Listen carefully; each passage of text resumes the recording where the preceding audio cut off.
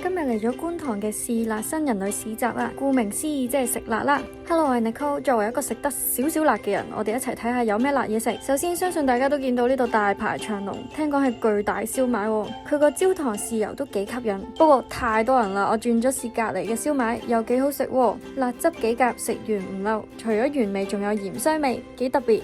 隔離再食，我有買開嘅泰國船麵，今次食冬陰功麵，好食。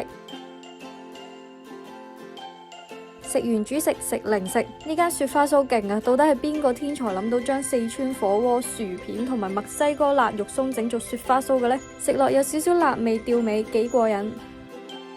試翻行食埋佢其他口味，甜甜地嘅我都幾中意，一粒一粒食下都唔過分啦。食咁多呢就口乾啦，可以買杯 smoothie 飲，但係 smoothie 都可以係辣㗎。首創嘅呢杯叫熱帶辣芒，第一啖重芒果味之後就開始嚟了。辣味後到，幾得意喎呢個又。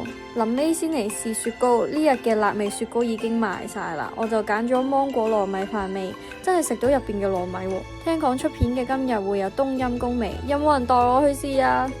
其實唔止㗎，仲有其他辣味美食，例如冬陰功巴斯克蛋糕、熱浪風味雜果仁、韓式甜辣炒年糕同港式櫻花蝦辣椒油味嘅冬甩。呢個其實唔係因為我太飽都想試下。